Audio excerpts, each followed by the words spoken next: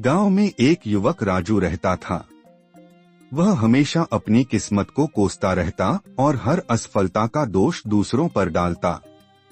उसके जीवन में कोई ठोस लक्ष्य नहीं था और वह हमेशा सोचता था कि उसकी गरीबी और परेशानियों की वजह समाज और परिस्थितियां हैं। संघर्ष की शुरुआत। एक दिन गांव में एक संत आए। वे बहुत ज्ञानी थे और लोगों को जीवन के सही रास्ते पर चलने की प्रेरणा देते थे। जब राजू ने उनके प्रवचन सुने तो उसने अपने मन की व्यथा उनसे साझा की। महाराज, मेरी तकदीर बहुत खराब है। मैं चाहे जितनी मेहनत कर लूं, कुछ भी अच्छा नहीं होता। संत मुस्कुराए और बोले, बेटा, अगर तुम अपने विचार बदल सको तो तुम्हारी तकदीर खुद ब खुद बदल जाएगी। राजू को यह बात समझ नहीं आई।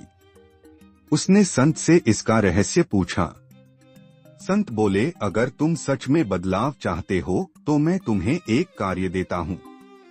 इसे पूरा करके आओ, फिर मैं तुम्हें सफलता का रहस्य बताऊंगा। परिवर्तन की राह। संत ने उसे एक मिट्टी का घड़ा दिया और कहा, इसे लेकर नदी पर जाओ और इसमें पानी भरकर लाओ, लेकिन ध्यान रहे तुम इसे आधा ही भरना। राजू को यह बात अजीब लगी, लेकिन वह संत के कहे अनुसार नदी पर गया और घड़ा आधा भरकर ले आया।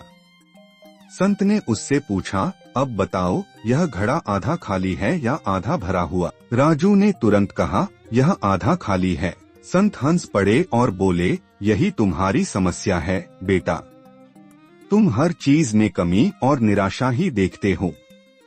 यदि तुम इसे आधा भरा हुआ मानते तो तुम्हारे विचार सकारात्मक होते। जीवन में भी तुम सिर्फ अपनी परेशानियों को देखते हो, लेकिन जो कुछ तुम्हारे पास है उसकी कद्र नहीं करते। सोच बदलो, दृष्टिकोण बदलो, तब सफलता तुम्हारे कदम चूमेगी। सोच में बदलाव और सफलता। राजू को संत की बात समझ में आ गई। उसने निश्चय किया कि अब वह अपनी सोच को बदलेगा। उसने अपने काम को पूरे मन से करना शुरू किया, मेहनत की और धीरे धीरे अपने हालात सुधार लिए। कुछ ही वर्षों में वह गांव का सबसे सफल और खुशहाल व्यक्ति बन गया।